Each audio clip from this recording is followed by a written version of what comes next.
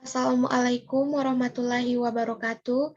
Sebelumnya, perkenalkan nama saya Ibilza, NIM 20102040011 dari Lokal Tadris Biologi 3A. Mata kuliah Ekologi Tumbuhan dengan dosen pengampu Bapak Hendra Lardiman, SSI MPD.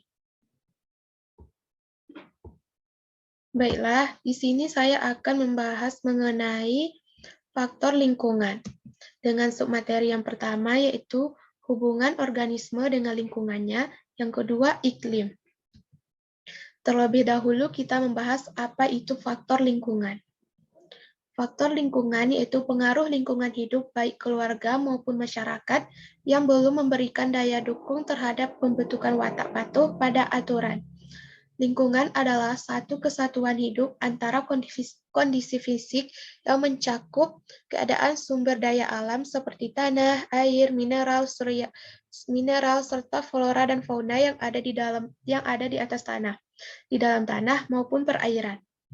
Di dalam lingkungannya, setiap makhluk hidup bergantung pada makhluk hidup lain dan bergantung pula pada sumber daya alam yang ada di sekitarnya. Kita masuk submateri yang pertama yaitu hubungan organisme dengan lingkungannya. Hubungan antara organisme dengan lingkungannya, baik lingkungan yang berupa makhluk hidup maupun benda-benda tak hidup, membentuk suatu hubungan timbal balik yang rumit dan kompleks. Makhluk hidup dengan lingkungannya yang saling berhubungan di alam biasa disebut ekosistem. Di alam terdapat bermacam-macam ekosistem. Berbagai makhluk hidup yang menempati daerah tertentu dengan lingkungan yang mengelilinginya dan menopang kebutuhannya seperti cahaya matahari, air, dan tanah akan membentuk suatu ekosistem. Setiap organisme tidak dapat hidup sendiri dan selalu bergantung pada organisme lain dan lingkungannya. Saling ketergantungan ini akan membentuk suatu pola interaksi. Pola interaksi ini terjadi antara komponen biotik dan komponen abiotik, serta antara komponen biotik dan biotik. Interaksi antara makhluk hidup dengan makhluk hidup yang lain dapat melalui rangkaian peristiwa makan dan dimakan, seperti rantai makanan, jaring-jaring makanan, dan piramida makanan, maupun melalui bentuk hidup bersama, yaitu simbiosis. Manusia juga memiliki interaksi dengan lingkungan. Berubahnya tatanan lingkungan oleh kegiatan manusia atau oleh proses alam menyebabkan lingkungan turun sampai ke tingkat tertentu. Akibatnya, lingkungan menjadi kurang atau tidak dapat berfungsi lagi sesuai dengan peruntukannya.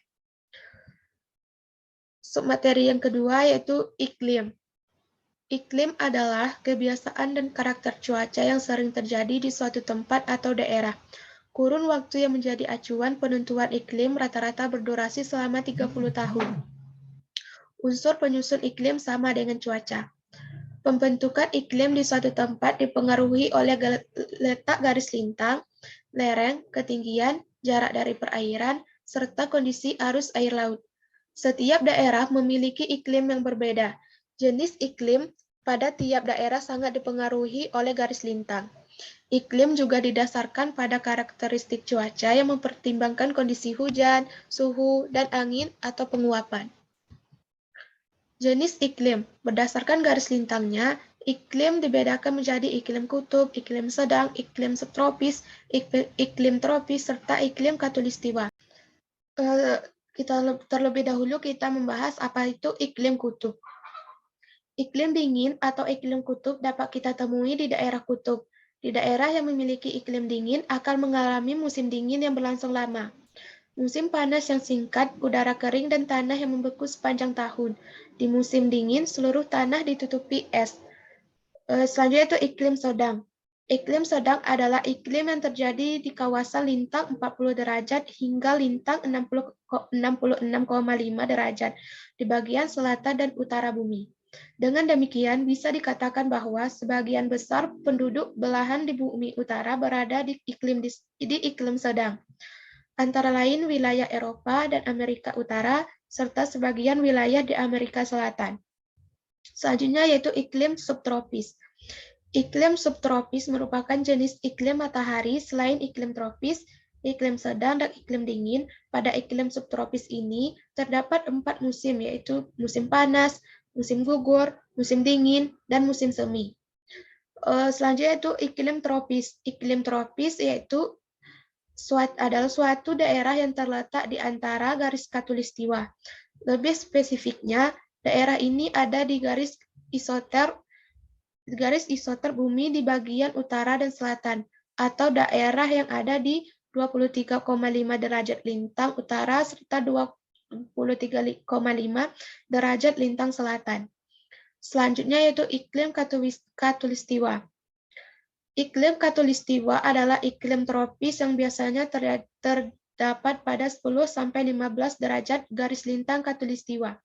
Kawasan-kawasan ini biasanya mengalami suhu rata-rata tahunan yang tinggi, kisaran suhu yang kecil, dan hujan yang turun sepanjang tahun. Berdasarkan kondisi kawasannya, iklim dibedakan menjadi iklim benua, yang mana terlebih dahulu kita membahas yaitu pada iklim benua. Iklim benua yaitu iklim yang memiliki daratan luas skala benua. Ciri umum dari iklim benua ialah adanya kesinambungan yang besar dari suhu tahunan dan suhu harian, serta kelembapan relatif yang rendah. Curah hujan pada iklim benua dapat berskala sedang, kecil, atau tak menentu. Ketika matahari menyinari benua sepanjang tahun, iklim benua mengalami suhu tahunan ekstrem yang meningkatkan pemanasan lingkungan dan menyebabkan terjadinya penggurunan. Selanjutnya itu iklim bahari. Iklim bahari merupakan jenis iklim yang memiliki perbedaan yang kecil antara suhu tahunan dan suhu udara harian. Keberadaan iklim bahari ditemukan di pulau-pulau yang kecil. Selain itu, iklim bahari juga ditemukan di bagian dunia yang menghadap angin, misalnya Kepulauan Inggris bagian paling barat. Selanjutnya yaitu iklim monsun. Iklim monsun yaitu jenis iklim yang terbentuk di kawasan monsun. Ciri utama dari iklim monsun ialah adanya perubahan unsur-unsur iklim secara musiman. Pada saat matahari bersinar terus-menerus di kawasan monsun, hujan sering terjadi. Iklim monsun umumnya berada di kawasan tropik. Selanjutnya itu iklim mediteran. Iklim mediteran ini ciri utama dari iklim mediteran adalah lingkungannya yang panas dan kering. Pada musim panas, cuaca sangat cerah, sedangkan pada musim dingin, hujan sering terjadi. Ciri iklim mediteran sangat berlawanan dengan iklim monsun. Selanjutnya yaitu iklim tundra. Iklim tundra merupakan iklim